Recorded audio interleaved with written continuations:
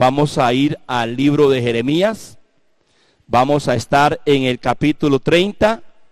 Vamos a hacer un recorrido panorámico debido a la problemática que hace 8 días tuvimos con respecto a la parte electrónica y a la parte tecnológica. Se nos cortó la señal lamentablemente y tuvimos que salir fuera del aire. Así es que gracias al Señor que hoy esperamos que esté funcionando todo bien. Y eso sucede para demostrarnos que no importa cuán desarrollados logremos estar en la tecnología, en el descubrimiento virtual, en la internet, como queramos llamarle, a estos grandes descubrimientos, Dios permite que esos defectos pasen para enseñarnos que seguimos siendo imperfectos y que todo lo que el hombre haga siempre será imperfecto. No nos gusta porque nos gusta estar en control, porque nos gusta tener dominio, porque nos gusta que todo salga como yo quiero y no como Dios quiere. Y estos son días donde esperemos que estemos aprendiendo el montón innumerable de lecciones que será un 2020 inolvidable, o como dicen algunos deportistas, cuando un partido no salió como tenía que salir, ya fuera de fútbol o de basquetbol o de béisbol, o cuando una fiestita no salió como tenía que salir, o cuando una ceremonia de bodas y la fiestita de ese matrimonio se le embarrialó, se vino un aguacero, se cayeron los arreglos, salió resbalada la novia, el novio también se le vino la plancha de dientes afuera. Entonces aquello, decimos, fue un evento para el olvido. Bueno, hermanos, 2020 será un año para el olvido del hombre, pero estaba en el calendario divino. Para el hombre, 2020 es visión perfecta. Las más grandes cosas iban a suceder en el 2020. Se iba a estrenar carro, íbamos a tener el crucero del año, íbamos a tener tantas cosas, se estaban declarando para el 2020. Visión perfecta. Pero no siempre lo que el hombre tiene planeado es lo que Dios ha planeado. Pues para Dios, este es el 2020 que Él tenía planeado. Y eso, hermanos míos y amigos míos, nos golpea. Bueno, Jeremías le tocó vivir algo muy similar. Y más profundo, más caótico y más doloroso y más triste. Si ustedes notan, y lo digo con mucho cuidado, me he veído movido la mayoría de estos domingos de los meses que ya llevamos bajo esta contingencia de salud mundial, a ir a la Escritura y compartirle a ustedes algunas verdades que tienen una gran aplicación para nosotros en alguna y buena medida. Por eso les pido que estén ahí en Jeremías capítulo 30, verso al 33. Jeremías le tocó ver lo más horroroso que a alguien le podía tocar ver, y no solo en sí mismo, sino a toda una nación entera, un país entero, experimentando lo más horrible que una nación podría experimentar, lo que llamamos el exilio. Hoy 8 compartí una parte del capítulo 30 y capítulo 31. Hoy solamente quiero mencionar, para hacer un pequeño resumen y de forma panorámica poder avanzar y disfrutar lo que el Señor a Jeremías le está revelando en un paréntesis. ¿Por qué paréntesis? Miren, el libro de Jeremías consta o se compone de 52 capítulos. En esos 52 capítulos, Jeremías, dirigido por el Espíritu Santo, hace un paréntesis. Es el paréntesis que estamos mirando, capítulo 30 al capítulo 33, 4 capítulos. La misión de Jeremías, en todo su ministerio, siendo muy tierno, el Señor lo llama. Y a partir del capítulo 2 de Jeremías hasta el 52, la misión de Jeremías fue de advertir, de amonestar, de corregir y de vaticinar el juicio del exilio, o lo que los estudiosos llaman el juicio por los babilonios que Dios utilizaría para disciplinar a su pueblo. Ahora, aquí hay algo muy interesante. En el año 1400 antes de Cristo, más o menos, sucedió el Éxodo. Durante el Éxodo, Dios inspiró a Moisés para escribir los 5 primeros libros que hoy conocemos como Génesis, Éxodo, Levítico, Números y Deuteronomio. Se llama la Torá, o los libros mosaicos, la ley. En esos libros el Señor les dijo a Moisés qué va a suceder con su pueblo si él desobedecía y se rebelaba. Él lo dejó plasmado. Moisés, como les digo, escribió eso y lo registró por dirección del Espíritu de Dios 1400 años antes de Cristo. 800 años después de que Moisés escribe eso, es donde está el ministerio de Jeremías. Jeremías está ejerciendo su ministerio 800 años después que Moisés escribe eso. En el año 586 es que aquello que Moisés escribió, Jeremías le toca vivirlo en carne propia, en vivo y a todo color. ¿Cómo se llama? El exilio. Primero Dios le dijo a través de Moisés a la nación que si ellos iban a ser desobedientes y no iban a vivir en obediencia, porque en la obediencia iban a haber promesas, bendiciones impresionantes de prosperidad y abundancia.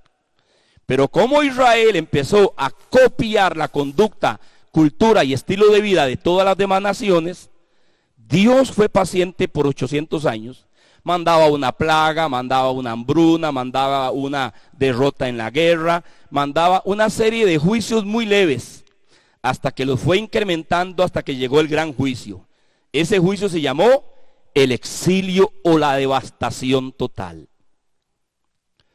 Y eso sucedió en el tiempo de Jeremías.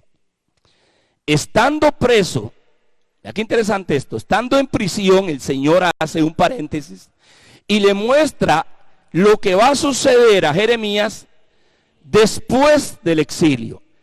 Dios proyecta a Jeremías 70 años después, en el año 539. Recuerde que antes de Cristo las fechas van de mayor a menor. Después de Cristo vamos de menor a mayor.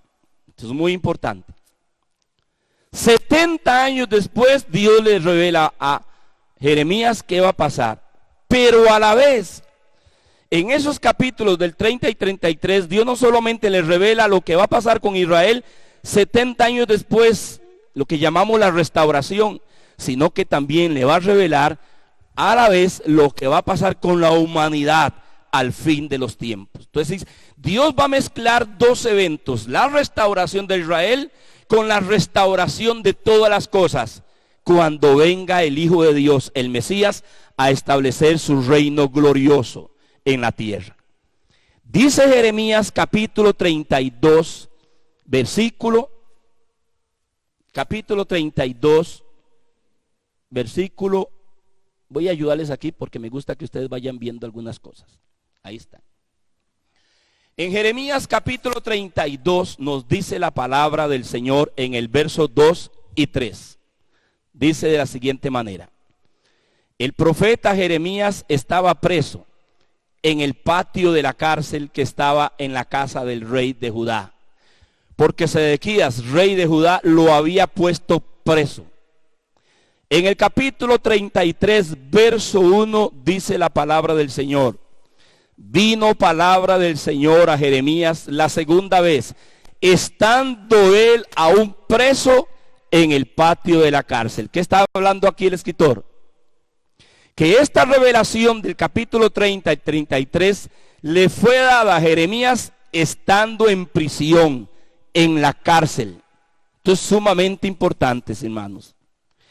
Y en el capítulo 30, verso 2, el Señor le dice así a Jeremías: así habló el Señor Dios de Israel, diciendo: escribe en un libro todas las palabras que te he hablado, Eso es lo que los escritores, a esa porción que les voy a dar un pequeño panorámica, es lo que los escritores llaman el libro del pacto o el libro de consolación, porque en el capítulo 30 al capítulo 33, Jeremías no habla de juicio. Jeremías va a hablar de los planes que Dios tiene a futuro con Israel y con la humanidad también. Entonces lo que hace es tanto mensaje de juicio, que Dios permite que Jeremías sea puesto en cárcel para que esté quieto ahí, y Dios, en medio de su agonía de haber perdido su libertad, porque cuando usted lee más a fondo, a él lo maltrataron demasiado en la cárcel, estando ahí, al primero que consuela a Dios es a Jeremías. Y Dios empieza a revelarle lo que va a venir en el futuro cercano, en medio de la devastación y los ejércitos babilonios ya penetrando a la ciudad de Jerusalén. Dios es experto en darnos esperanza en medio de la tragedia. Nunca olviden esto, hermanos.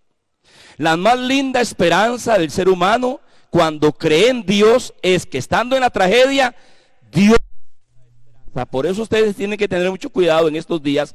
¿Qué tipo de prioridades morales y espirituales están buscando en estos días? ¿Y qué cosas están dominando y gobernando sus vidas? Tienen que tener mucho cuidado. Entonces Dios viene a Jeremías y le habla. Entonces, hermanos, la primera cosa que Jeremías hace en el capítulo 31 es explicarles por qué causa, capítulo 30, perdón. En el capítulo 30 es explicarles por qué causa vino el juicio. Solo un pasaje voy a leer porque ya compartí de eso en la anterior exposición.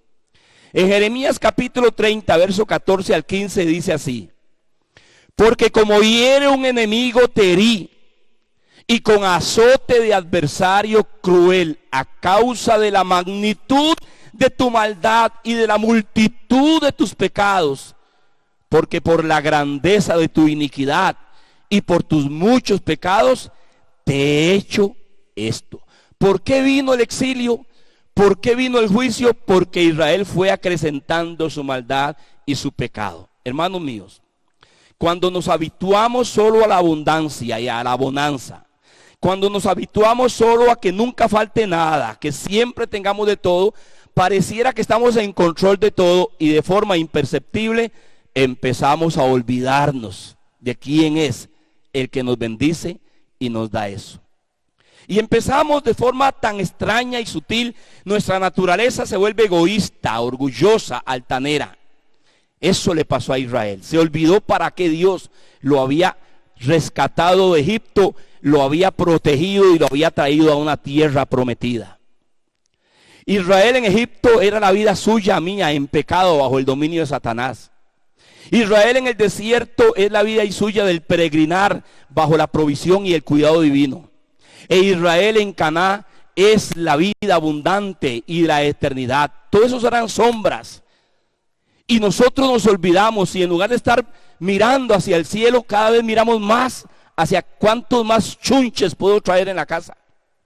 Y nos olvidamos de ser servidores del Señor, y más vivimos en complacencias, defendiendo nuestros buenos y ricos apetitos y deleites materiales que podemos disfrutar bajo el concepto de que estoy bajo la bendición de Dios.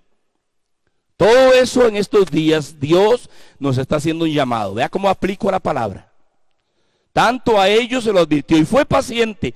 Dios es rico en misericordia y paciencia. 800 años estuvo enviándoles profetas, se están desviando. Y no es lo mismo que dice el apóstol Pedro, el cual no quiere traer devastación, el cual quiere que todos procedamos al arrepentimiento. No, ya yo me arrepentí, hermanos, tengan mucho cuidado de esto. Arrepentimiento es algo que se vive continuamente. Arrepentimiento no es algo que le pasó al pastor Mario Navarro cuando era un pecador vil en 1980. Arrepentimiento es algo continuo que estos días han sido de mayor profundidad de arrepentimiento en mi vida. por el tipo de manipulación de mensaje en el que he participado, por el tipo de corrientes teológicas de las que he participado, por el tipo de confesiones egóicas, pensando que Dios puede convertirse en mi genio de la lámpara mágica con tal de yo declarar algunas cositas. Él está al servicio mío. Toda esa enseñanza ha sido falsa, totalmente errónea. Eso no es fe, eso es altanería, eso es soberbia, eso se llama orgullo espiritual. Así cayó Israel. Buscaban la palabra de Dios solo para lo que le convenían, no para obedecerla y servir a Dios. Y si usted oye hoy, es igual lo mismo. Unos llenos de miedo por un lado, otros llenos de triunfalismo por otro lado. Hay que buscar el balance y el equilibrio en estos días. Y lo que le dijo Dios a Israel a través del profeta, le dijo: por la magnitud de tu maldad y la multitud de tu pecado y la grandeza de tu iniquidad y tus muchos pecados, note cómo enfatiza, te he hecho esto. Esa fue la causa, hermanos. Pero el escritor no se queda ahí. El profeta habla luego, en segundo lugar, de la restauración. Entonces el profeta empieza a recibir de parte de Dios las promesas de restauración. En el verso 3 del capítulo 30, el Señor le dice a Jeremías: porque he aquí que vienen días, dice el Señor, en que haré volver la cautividad de mi pueblo Israel y de Judá, ha dicho el Señor, y los traeré a la tierra que di a sus padres y la disfrutarán. En el verso 17 del capítulo 30, estoy haciendo un pequeño resumen, dice: mas yo haré venir sanidad para ti, sanaré tus heridas, dice el Señor. Así ha dicho el Señor: he aquí yo hago volver los cautivos de las tierras de las tiendas de Jacob, y de sus tiendas tendré misericordia, y la ciudad será edificada. Note, hermanos, que a partir del capítulo 30 Dios empieza a darle. Luego vean lo que dice en el capítulo 31 en el verso 3. El Señor se manifestó a mí hace ya mucho tiempo diciendo: con amor eterno te he amado, por tanto te prolongué mi misericordia. Aún te edificaré y serás edificada, oh Virgen de Israel. En estos capítulos, por cierto, yo voy a tocar una serie de versículos que son muy conocidos en la tradición evangélica, en las costumbres y la vivencia evangélica, que son, por cierto, versículos sacados fuera de contexto, para hablarnos a nosotros de algunas cositas que queremos que Dios haga, y no tienen nada que ver con eso. Por cierto, una muy mala aplicación de la palabra de Dios, como el que acabamos de ver. Qué cosa más linda. Por tanto te prolongué mi misericordia, pero dice: aún te edificaré y serás edificada, oh Virgen de Israel. O sea, te he amado con amor eterno, te he prolongado mi misericordia, pero tendrás que pasar por la disciplina que tengo para ti. Y esto es sumamente importante porque va en contra del concepto que hoy tenemos de disciplina. En el verso 9, la primera parte del capítulo 31 dice: irán con lloro, mas con misericordia los haré volver. Dios le está en esos capítulos diciéndole a Jeremías todas las promesas maravillosas. Y en el capítulo 31, en el último versículo, en el verso 28, dice el escritor: y así como tuve cuidado de ellos para arrancar y derribar y trastornar y perder y afligir, tendré cuidado de ellos para edificar y plantar, dice el Señor. Hasta ahí es lo que a breves rasgos compartí en el último mensaje. Número 1, la causa del juicio. Y número 2, las promesas que Dios iba a empezarle a darle a Jeremías de la restauración una vez que el proceso de disciplina pasara. Mis hermanos, cuando nos acerquemos a estos 4 capítulos de Jeremías, tenga mucho cuidado de ir a buscar un pasajito de ahí para algún tipo de promesita, como se enseña hoy en la iglesia. Los 4 capítulos de Jeremías 30 al 33 no pueden ser citados de forma aislada, ni pueden ser enseñados en un solo versículo. Esa es nuestra tendencia egoísta, porque usted y yo solo queremos que nos vaya bien, aunque estemos podridos por dentro. El ser humano solo quiere lo bueno, aunque sea malo, perverso y torcido. Y Dios, hermano, Dios no puede ser burlado. Nosotros no somos los que marcamos las reglas del juego. Y esto es lo que Dios quería enseñarle a Israel y dejar esa posteridad. Dios no puede ser burlado. Por 800 años Él tuvo misericordia, pero llegó el momento en que dice, no puedo ya. Dios no es como usted y como yo. Si no deja de hacer eso, le voy a dar un chancletazo. Bueno, ya eso es prohibido hacerlo porque hay un montón de leyes que tienen que cuidar la rebelión de los hijos y premiarlos. Entre más malos, más premios hay que darles. Dios no cambia. Escúchenme con atención, hermanos. El mundo secular y sus ideologías y filosofías han penetrado la mentalidad de la iglesia cristiana. Y cogemos de la escritura solo lo conveniente, no el mensaje correcto de Dios. Dios va a traer una tremenda abundancia sobre esta creación, pero primero la tiene que consumir con fuego hasta que se vea su gloria manifestada. Dios jamás revela su bendición en medio de la maldición. Dios jamás da abundancia en medio de la suciedad y de la depravación. En estos días algunas autoridades nos piden al liderazgo evangélico que oremos. Y la Biblia dice que hay que orar, pero hay que orar para que se arrepientan, no para que Dios bendiga con abundancia a Costa Rica. Porque nuestros gobernantes y muchos aún en muchas áreas viven de maldad. Están como carroñeros, son aves de rapiña, buscando dejarse lo mejor y lo más grueso de la posta para darle el hueso al pueblo. Y usted y yo nos vamos con todo orar. Sí, oremos para que esto se acabe. Se acabe para que siga la fiesta. Se acabe para seguir en el derroche. Se acabe para que sigamos en los deleites y en los placeres. Para eso es que queremos, aún dentro de la misma cristiandad, oremos para que esto pare, porque tengo un crucero. ¿Es malo? No es malo, todo tiene su lugar. Pero si usted nota, hemos venido más disfrutando de deleites y placeres, más que de sirviendo al Dios que nos redimió del poder, del pecado y de Satanás. Y Dios no puede ser burlado. Entonces, hermanos, Dios le está dando, no olvide, a Jeremías preso, maltratado en la cárcel, esta gran revelación.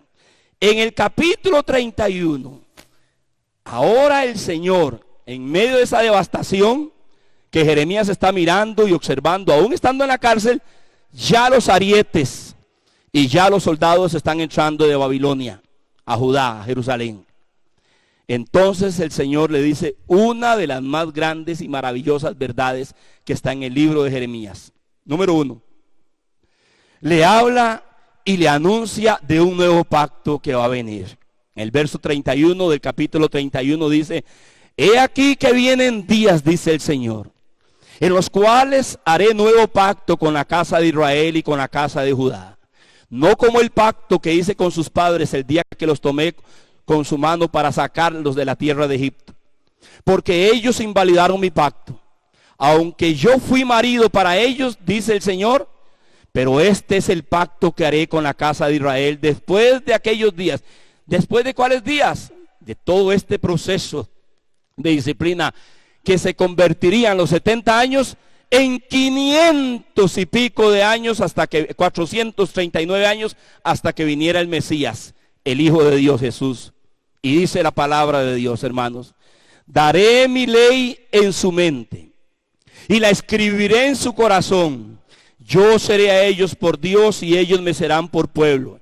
Y no enseñará más ninguno a su prójimo, ni ninguno a su hermano, diciendo: conoce al Señor, porque todos me conocerán, desde el más pequeño hasta el más grande, dice el Señor, porque perdonaré la maldad de ellos y no de su pecado. Este pasaje es uno de los más maravillosos pasajes, porque Dios le había dado pactos con Adán, y pactos con Noé, y pactos con Abraham, y había hecho pacto con Moisés, y había hecho pacto con David. Pero ahora Dios dice: tengo un pacto mayor que todos estos. Y todos estos otros pactos se van a consumar en este pacto. ¿Cuál es? Un pacto en el cual será nuevo y eterno. Yo mismo iré a hacerlo, porque fue cuando Él tomó forma humana, y en la persona de su Hijo vino a morir en la cruz del Calvario. Y en su sangre Jesús dijo, esta es la sangre del nuevo pacto. ¿Vio? Ahí se consumó. Por eso hoy tenemos su presencia y tenemos su palabra en nosotros. Pero este pacto va más allá. Cuando dice que nadie dirá al otro, conoce al Señor, está hablando porque ya Él va a ser revelado de forma plena cuando Él venga. Este pacto tiene que ver con la obra de Cristo en nosotros hoy y con la obra perfecta cuando Cristo sea manifestado. En el capítulo 32, Él vuelve a repetir lo mismo. Y en el capítulo 32, en el verso 37 dice aquí que yo los reuniré de todas las tierras a los cuales los eché con mi furor y con mi enojo y con mi indignación grande, y los haré volver a este lugar y los haré habitar seguramente, y me serán por pueblo y yo seré a ellos por Dios. Y oiga lo que dice, y les daré un corazón y un camino para que me teman. Note cómo el Señor habla, dice perpetuamente, para que tengan bien ellos, sus hijos después de ellos. Y oiga lo que sigue, y haré con ellos pacto eterno, que no me volveré atrás de hacerles el bien. Aquí Jeremías vuelve a mencionar ese otro aspecto. Entonces vemos, hermanos, cómo estando en la cárcel, Dios les revela de forma maravillosa que vendrá en el futuro un pacto. Y ese pacto fue el que se consumó cuando Cristo vino, hermano mío, y murió y resucitó, y su pacto fue sellado con la sangre eterna, y al resucitar nos da la esperanza de la vida eterna. Pero no solo eso, hermanos. Estando en la cárcel, no solamente le anuncia el nuevo pacto, sino que Él le dice a Jeremías, sí, usted lo está viendo hoy, muchos de ellos morir, y muchos de tu pueblo Israel siendo humillados, ancianos masacrados, niños, príncipes, reyes masacrados, y otros siendo llevados cautivos más de 1000 kilómetros a la capital del imperio babilónico, en Babilonia, desde Palestina hasta lo que es hoy Irak, allá en el río Éufrates, Golfo Pérsico, hasta allá los llevaron cautivos. Y Dios le dice a Jeremías, Dios aprovecha para decirle que Él confirma la elección de Israel. Sí, se están yendo porque los estoy disciplinando, pero no los voy a destruir.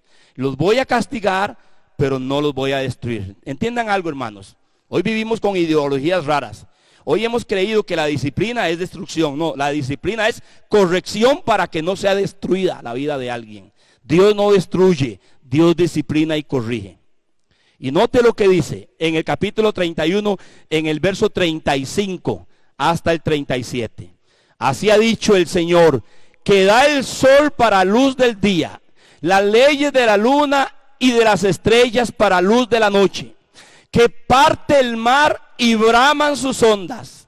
El Señor de los ejércitos es su nombre. Oiga lo que sigue.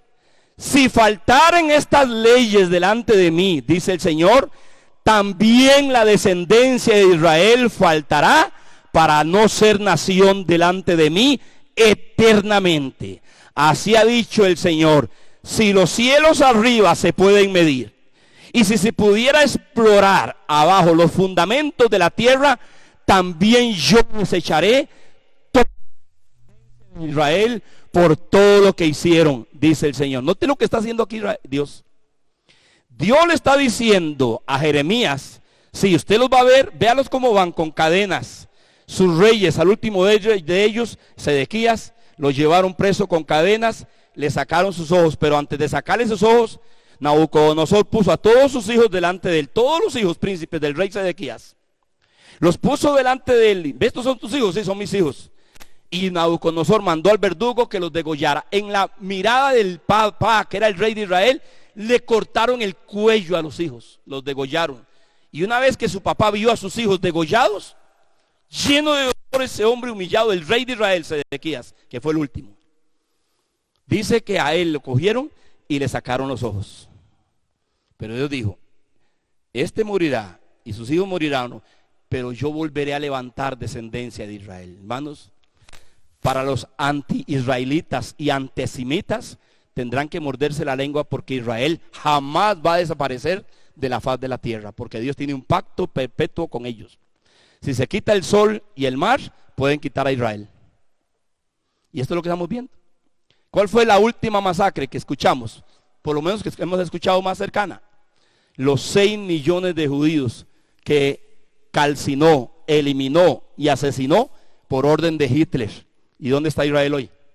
Ahí está, floreciendo. ¿Y dónde está Hitler? Hay vergüenza más bien de hablar de este hombre y de su tiempo en que gobernó Alemania. Y ahí están todavía floreciendo los israelitas. ¿Por qué? Por lo que acabamos de ver aquí.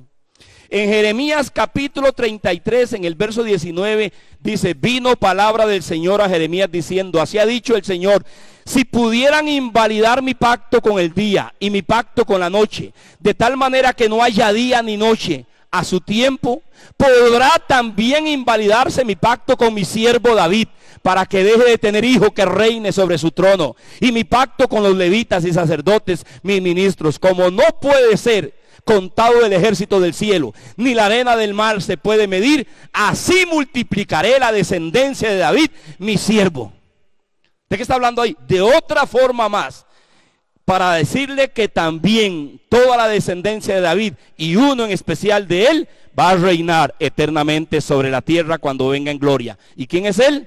Jesús, el Hijo de Dios, el Mesías, el prometido rey de David. Hermano, esto es maravilloso. ¿Usted cree que vamos a ser borrados?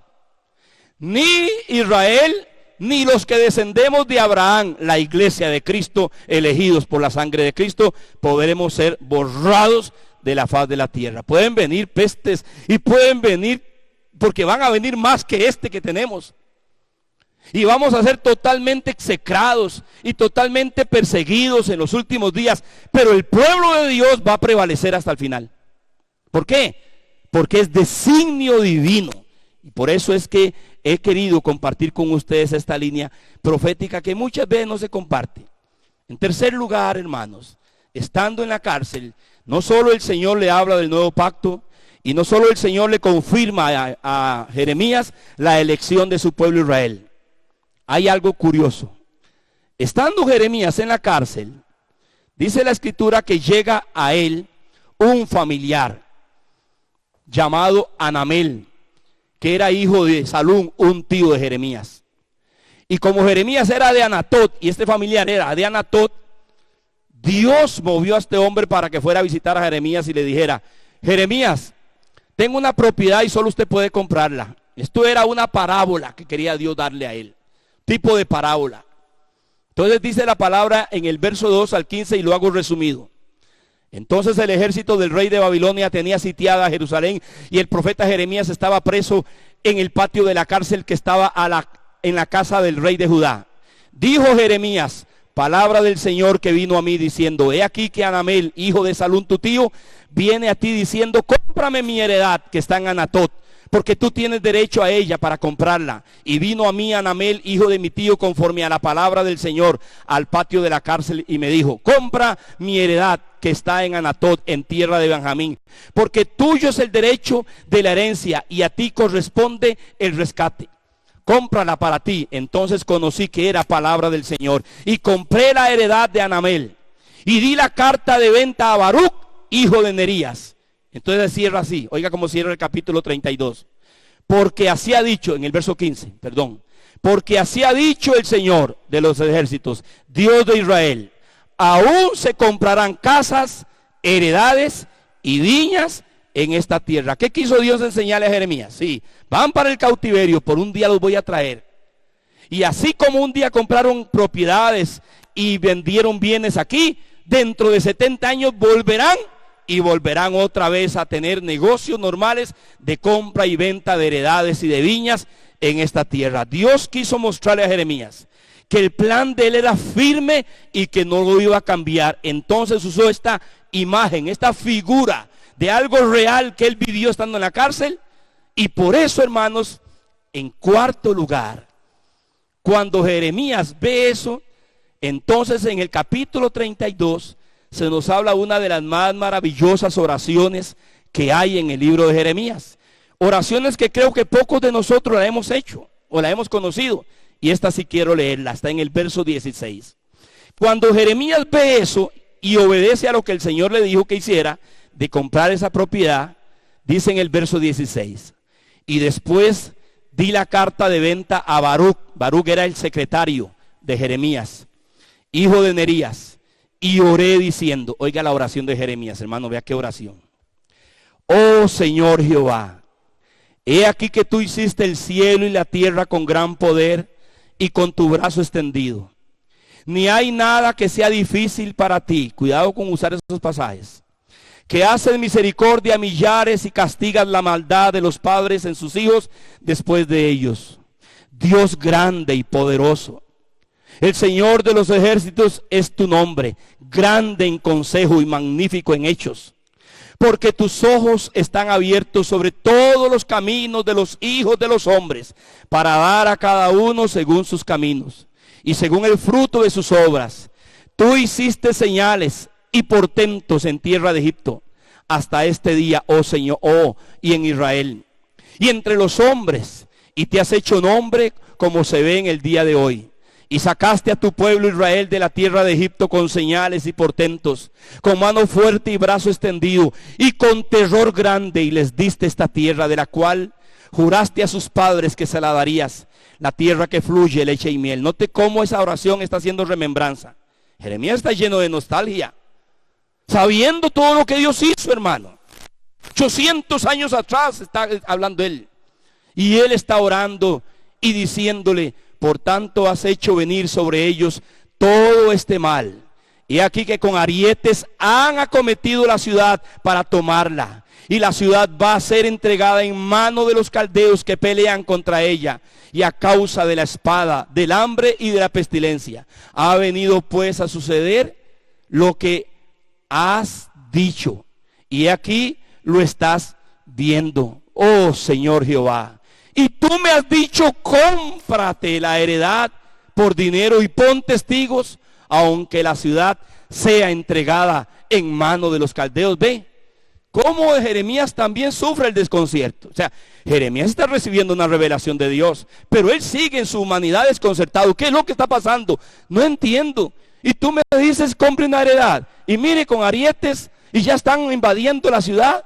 Hermano, cuando Jeremías está escribiendo esto en la cárcel, hermanos míos, todo alrededor de él es calamidad, destrucción, muerte. Es algo pavoroso lo que está viendo. Por eso él ora de esa forma, exalta al Señor, lo glorifica, hace remembranzas de las obras de él 800 años atrás hasta su día. Y él reconoce, y lo que dijiste lo estás haciendo por la maldad de mi pueblo Israel. Entonces Dios le responde. Vean, hermanos, vean qué belleza.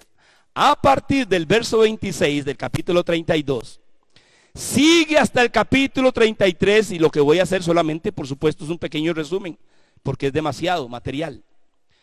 Dios le está hablando a Jeremías de que efectivamente él está mirando lo que pasa, pero los planes de Dios son más allá de lo presente que él está viendo. Hermanos míos, ojalá que estemos aprendiendo la lección. Usted y yo estamos viviendo esta crisis, pero Dios está mirando más allá de lo que va a hacer con nosotros, con aquellos que le sean fieles a él. Vino palabra del Señor a Jeremías y le dijo, oiga lo que dice, verso 26. Una vez que Jeremías termina su oración, Dios le responde. Por eso vimos oración de Jeremías y respuesta del Señor. Yo soy Dios, yo soy Jehová, Dios de toda carne. ¿Habrá algo que sea difícil para mí? Por tanto, así ha dicho el Señor. He aquí voy a entregar a esta ciudad en mano de los caldeos y en mano de Nabucodonosor, rey de Babilonia. La tomará. Y con todo, ahora así dice el Señor, Dios de Israel, a esta ciudad de la cual dicen ustedes, entregada será en manos del rey de Babilonia a espada, a hambre y a pestilencia. He aquí que yo los reuniré de todas las tierras a las cuales los eché con mi furor y con mi enojo e indignación grande, y les haré volver a este lugar, y los haré habitar seguramente, y me serán por pueblo, y yo seré a ellos por Dios, y me alegraré con ellos haciéndoles bien, y los plantaré en esta tierra en verdad, de todo mi corazón y de toda mi alma, porque así ha dicho el Señor, como traje sobre este pueblo todo este gran mal, así también traeré sobre ellos todo el bien acerca del cual estoy hablando. Note qué maravilla, hermanos. Dios dijo, sí, los estoy castigando, pero también voy a hacer una obra maravillosa. Vean, hermanos, pocas veces usted puede escuchar de estas cosas. Como su servidor, hemos escuchado muy poco acerca de los mensajes de los profetas. Porque normalmente cuando vamos a los profetas son muy confusos los mensajes de ellos. Porque no hemos sido adiestrados en la verdad correcta de la palabra, sino en pasajitos como en el que acabamos de leer. He aquí, yo soy el Dios de toda carne. Habrá algo difícil para mí y usted lo tiene en la sala y lo tiene en la cocina, porque usted está pensando en pegarse la lotería este año. Y para eso usamos esos pasajes, sin entender que ese pasaje es el producto de un juicio divino por la maldad. Sin entender que ese pasaje es la promesa con la cual Dios va a finalizar después de procesar nuestra desobediencia. Pero los usamos para cualquier cosita. Quiero hacerme una lavadora nueva, pongo el pasaje. Para Dios no hay nada imposible. Sin entender que este pasaje es el producto de la aflicción, del dolor, de la amargura, de la agonía, de vidas que por causa de su rebelión tienen que ser procesadas, pero que Dios no las va a destruir, las tiene en su mano.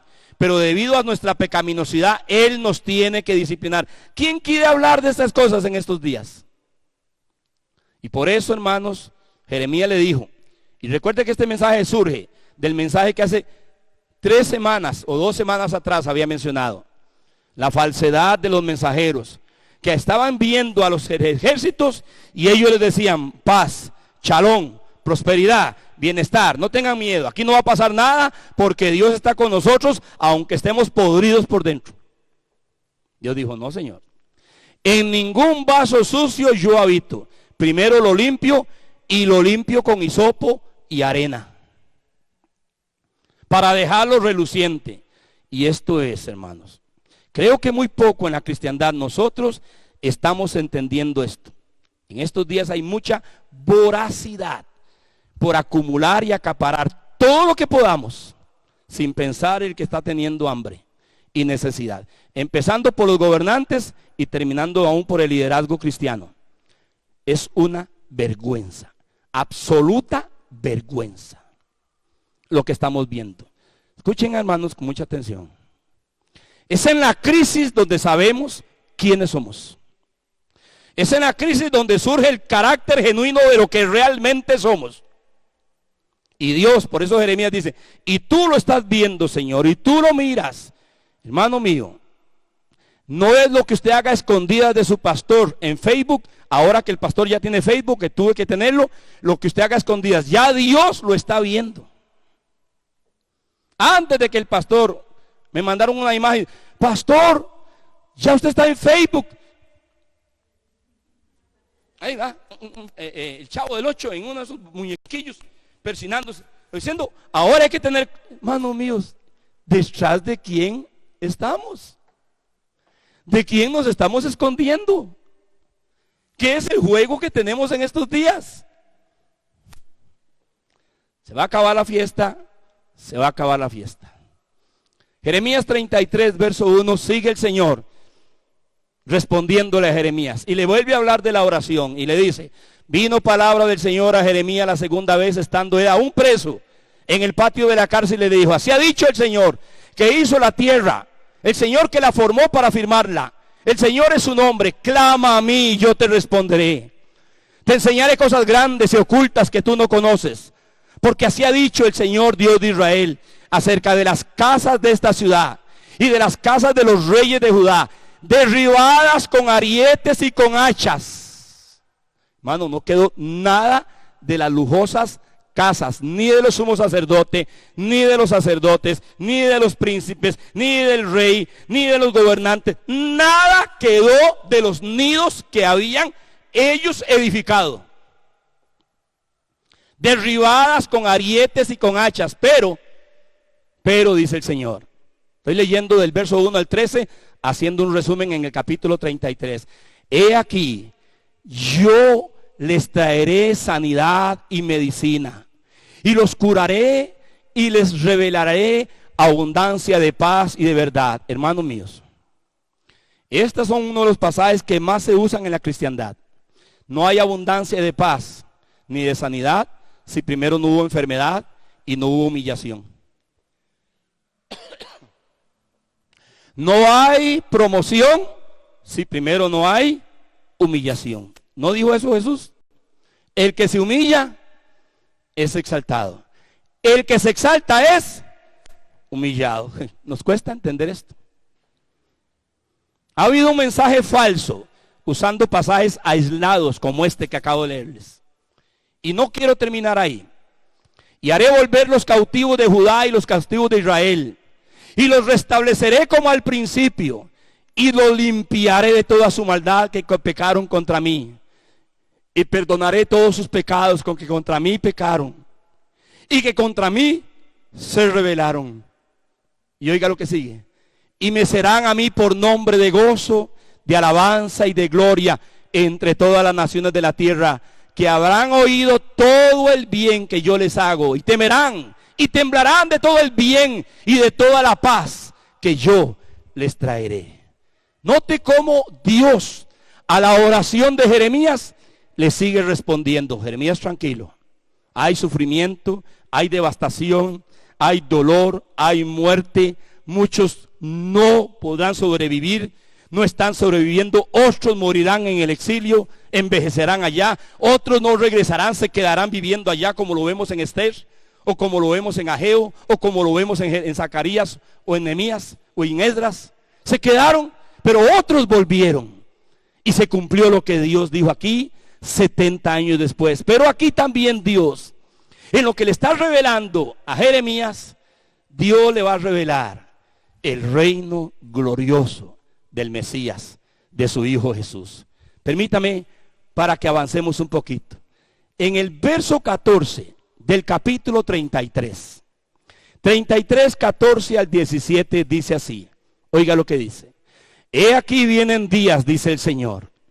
Yo confirmaré la buena palabra que he hablado a la casa de Israel y a la casa de Judá. En aquellos días, esto es maravilloso, hermanos, y en aquel tiempo haré brotar a David un renuevo de justicia y hará juicio y justicia en la tierra. En aquellos días Judá será salvo y Jerusalén habitará segura. Y se la llamará Jehová justicia nuestra. ¿Qué está viendo aquí Jeremías? No está viendo a Jerusalén solamente, ni está viendo solo a Israel. Jeremías está viendo a todos los redimidos, los de Israel y los de la iglesia juntos, hermano, bajo el reinado ¿de quién? Del renuevo de David, que hará juicio y justicia en la tierra. Y dice que en aquellos días Judá será salvo, Jerusalén será habitada segura, y le llamarán Señor justicia nuestra. ¿Dónde es que se nos revela esa justicia? Justificados pues por medio de nuestro Señor Jesucristo. Primero empieza la justificación espiritual para que venga un reino de justicia. Esto es maravilloso lo que, hermano, Dios está consolando a Jeremías en medio de la devastación y el exilio, en medio del dolor. Él creía que estaba equivocado, el montón de mensajeros con otro tipo de mensaje, y él con sus propios ojos mirando lo que se estaba cumpliendo por 25, 30 años lo había dicho y ya lo estaba viviendo, y aún le iba a tocar más años, porque él tuvo que ser llevado después por unos rebeldes a Egipto. Y en Egipto, según la historia, Jeremías murió apedreado. No lo llevaron al hotel y a ver el río Nilo, ni las pirámides, ni a recordar dónde estuvieron los abuelos. No, lo llevaron a Egipto unos rebeldes que no querían ir a Babilonia, y Jeremías murió apedreado. De esos son los que dice Hebreos capítulo 11, que fueron muertos a pedradas, igual que Esteban. Jeremías, hermano, no recibió ningún tipo de promoción en la tierra. Fueron de los que fueron promocionados en una mejor resurrección en el cielo. ¿Y qué profeta hay como estos hoy? Y aprovecho para decirles, de esta línea de profetas, Ageo, Jeremías, Elías, Eliseo, Isaías, ya no existe.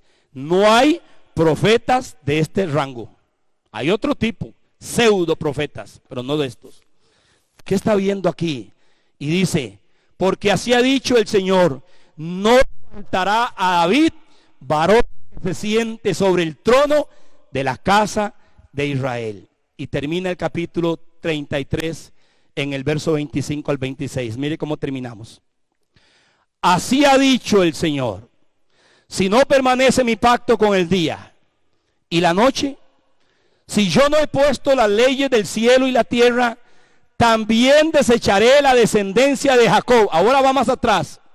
Y de David mi siervo, para no tomar de su descendencia quien sea Señor sobre la posteridad de Abraham, de Isaac y de Jacob. ¿Qué está viendo aquí Jeremías? La promesa que Dios le hizo a Abraham: en ti serán benditas todas las familias de la tierra.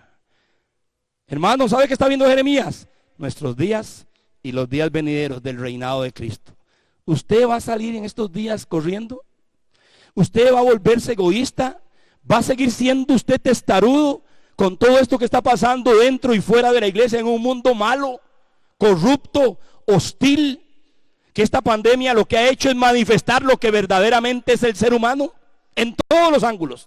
En todos los ángulos, hermanos. Recibo noticias, no las busco, de todo tipo, de Inglaterra, de Alemania, de África, de China, de Asia, de la India, de Sudamérica. Es impresionante la violencia, el aborto, las leyes. Hay una convulsión terrible. Lo que hay es una manada de aves de rapiña en estos días, viendo a ver quién acapara más, quién guarda más, porque los días que vienen no son fáciles, peores que los que teníamos. Pero aquel que confía en el Señor, esto es, pero aquel que confía en el Señor, su corazón está confiado en el Señor. ¿No dijo eso Isaías? Se lo dijo muchas veces a Jeremías: tú guardarás en completa paz a aquel cuyo pensamiento en ti persevera. ¿Qué nos dice Primera de Juan capítulo 5? Y esta es la victoria que vence al mundo: nuestra fe. ¿Nuestra fe en quién? En Él, no en políticos, no en gobernantes, ni en liderazgos cristianos falsos en estos días, ni en mensajes falsos. Es lo que está recibiendo Jeremías. ¿Qué está recibiendo, hermanos? Está recibiendo palabras de esperanza, de ánimo, porque vea cómo cierra el verso 26. Porque haré volver sus cautivos y tendré de ellos misericordia. Tenemos un Dios rico en misericordia y no abandonar a los que son suyos. Se mantienen con Él, son fieles a Él en estos días de desafío. En todos los ámbitos. Y cada uno de los que estamos acá y me han estado mirando a través de los medios virtuales, saben dónde el Espíritu de Dios está tratando con ustedes. Son días para afirmarnos. Estaba más firme antes, más firme ahora. ¿Por qué? Porque en la abundancia me relajo. En la abundancia hay más relajamiento. Me vuelvo más laxo. Pero en la crisis es donde me doy cuenta si soy o no soy. Y es en la crisis lo que ha estado oculto que sale a la luz. Es en la crisis que lo que sale oculto es en la luz. Sale a la luz, está oculto. ¿No les dice eso? ¿Cuál es su pensamiento en su corazón? Tal es él. ¿Cuándo? Cuando viene el momento de la prueba. Es en la prueba, hermanos míos. Y estos días son días donde el embudo se va a ir haciendo más pequeñito. Voy a decirles algo con mucho cuidado y respeto. El virus llamado COVID-19 solo es la primera pieza del dominó. Se golpeó y tenemos problemas matrimoniales, problemas mentales, problemas emocionales, problemas laborales, problemas económicos, problemas de inestabilidad en las potencias, problemas de egoísmo. Hay una serie de cosas extrañas en las leyes que están pasando en los gobernantes. Hay manifestaciones rebeldes de todo tipo contra la autoridad. Hermanos, no sé si ustedes viven en una cueva. No lo creo y espero que no sea así. Si tiene Facebook, no sé si se manda pasando solamente mandando florcitas, rositas, nada más. No es para eso. Es para hacer luz en medio de las tinieblas que se han ampliado más en estos días. Ahora, termino con este mensaje aquí. Dios le dijo a Isaías lo siguiente, y lo voy a unir con las palabras de Jesús. Yo soy Dios y no hay otro Dios. Anuncio lo por venir desde el principio y desde la antigüedad lo que aún no era hecho. ¿Qué digo? Oiga lo que le dijo Dios en Isaías 46, del 9 al 13, a Isaías y al pueblo de Israel. Porque Isaías estaba también muy similar a Jeremías. Eran contemporáneos, solo que Isaías era profeta en el reino y ya había sido muerto por el rey Manasés. Y la historia dice que Isaías fue aserrado a la mitad. El rey Manasés mandó que lo envolvieran en una corteza de árbol, lo metieron en corteza de árbol y con una sierra de cortar manual lo partieron a la mitad a él. Ya para este momento él había muerto. Y antes de morir dijo lo siguiente: yo soy Dios y no hay otro Dios. Anuncio lo por venir desde el principio y desde la antigüedad, lo que aún no era hecho. Que digo, mi consejo permanecerá y haré todo. Yo y lo haré venir. Lo he pensado y también lo haré. Mi salvación no se detendrá y pondré salvación en Sión y mi gloria en Israel. Entonces Jesús, en el sermón y mensaje del buen pastor, dijo: y habrá un rebaño y un pastor. Así es como va a terminar la historia humana.